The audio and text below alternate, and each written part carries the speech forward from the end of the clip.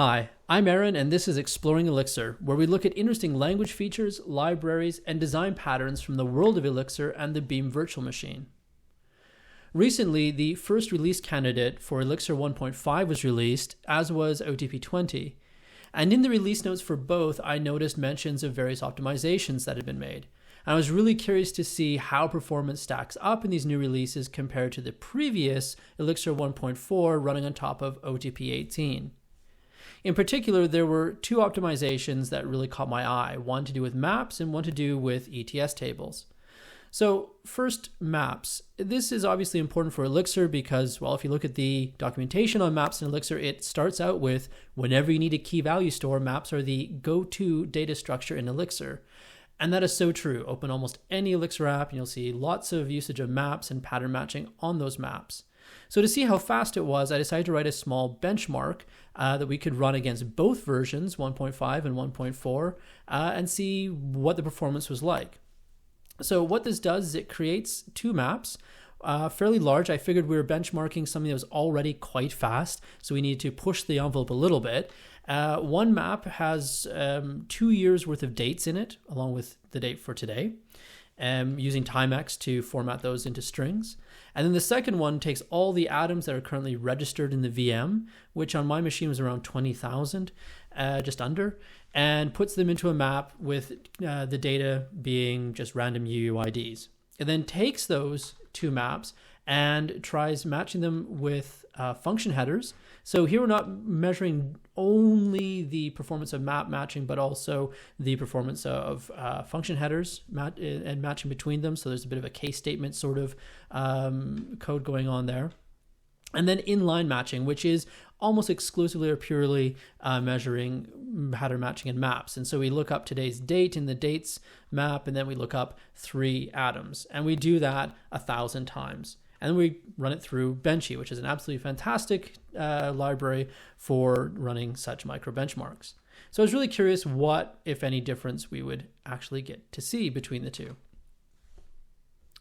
And it turns out there is a significant difference. So in Elixir 1.4 on top of OTP 18, with inline matching, I was reliably getting around 7,500 iterations per second, which is 7.5 million matches of 2 maps. That's pretty good. And the function header mapping was getting, close to 6,000, 5,900 or so per second. There was some jitter in the numbers as I ran this benchmark, but this is the general ballpark. When I moved to running it on Elixir 1.5, inline matching skyrocketed some 30% up to almost 10,000 matches or iterations per second. That's a remarkable 10 million matches against both maps per second. Function header mapping wasn't nearly as big of an improvement, a little less than 15%, but that's still quite impressive given that we're measuring not just map matching there, but also function headers. So that is a massive improvement that every Elixir application out there is going to get for free just by moving up to 1.5 and OTP 20. The second set of optimizations that caught my eye, as I mentioned, was the ETS tables improvements. So the release notes mentioned that there had been both improvements to creation of ETS tables. So I wrote one benchmark to create and destroy 10,000 ETS tables in just one process, so serially. And then using Flow to use all the cores in my machine, create and destroy 10,000 ETS tables in parallel. We're not explicitly destroying them here because ETS tables are by default parented to the process that creates them. When the process goes away, so does the ETS table. So we're getting the destruction implicit here, but it's still creating and destroying 10,000 tables. Then I wrote a test to see how population of tables goes. And in the release notes, it noted that over 256 rows is when the optimization started to catch in. So I did 3 different runs. Benchy allows you to have data-driven benchmarking like this. So I've got a few rows with large bits of data, a few rows with small bits of data. So that's 100 rows below the optimization cutoff. And then we move to 10,000 rows or some sort of medium-sized table. This is well above the noted performance enhancement rate or cutoff. And then large rows. And I didn't do it with large data in large rows because I had been running these benchmarks and working on them for a while at this point, and to get large tables, large data, I would have needed to do some more tweaking to the VM, and I didn't feel like it. I guess I got a little lazy there. But again, we look at what it takes to insert that number of rows, so 110,000 or 100,000 rows. And then we do some lookups in a second benchmark run on those same tables.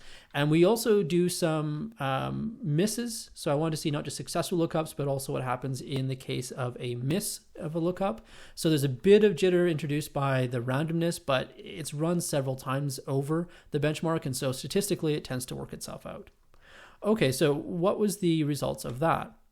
And I have to say, I was very surprised in a good way when it comes to creating ETS tables.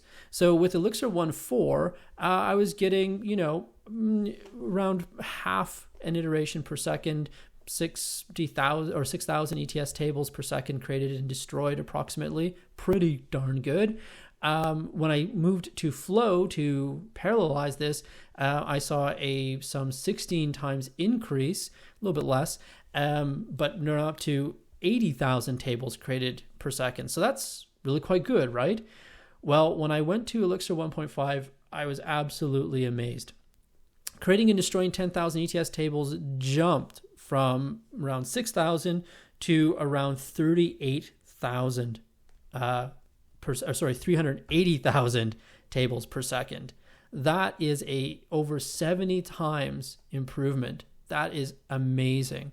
And then when we parallelized it with Flow, because it was already so fast, I guess we didn't see as big of an improvement. We still do see an improvement. And again, it's 8 times iterations per second compared to 68, almost 70. That is remarkable, an order of magnitude improvement. So that's absolutely fantastic for applications that are creating lots of ETS tables. For populating, it was a similar story. So with small tables, which is underneath that 256 magic row count cutoff that the optimization applies to. 1.5 and OTP20 in my machine was actually a little bit slower, not much, but a little bit. Again, ridiculously fast. We're talking tens of millions of inserts per second here. With populating with large data, now the run is starting to be really dominated by memory usage, so copying and access. So the rates go down quite a bit, but it's still really, really quite fast. Again, OTP or Elixir 1.5.0 and OTP20 is a little bit slower than the last release with small tables. Then we move to medium, and I should note that we're measuring things that are so fast here that it's really hard to take away, a clear-cut difference here. But it seemed pretty consistent that it was a little slower in the new release. So medium tables. This is 10,000 rows with small amounts of data. We start to see 1.5 with OTP20 pull ahead. There's a small improvement. Lookup in particular was about 20% faster. Again, with more data being put into the tables, so those large maps, again, everything slows down quite a bit, but we see a similar amount of improvement. Lookup is not quite so fast, again, because it's dominated by memory usage, but insertion, is a little bit faster. When we move to large tables, 100,000 rows or bigger, we start to see 1.5 and OTP20 really pull ahead. So insertion is around 30% faster in my test, and lookup, remarkably enough, was around 40% faster. So that is a huge improvement for something that was already very fast. In my experience with mature fast code, if you can get any double-digit improvement, that's a huge win. And so these are things that are coming with OTP20 and Elixir 1.5, and every Elixir application will get these improvements for free simply by moving to that new release. Thanks for watching. Let me know what your experiences are with Elixir 1.5 and OTP20 in the comments, and I'll see you in the next episode.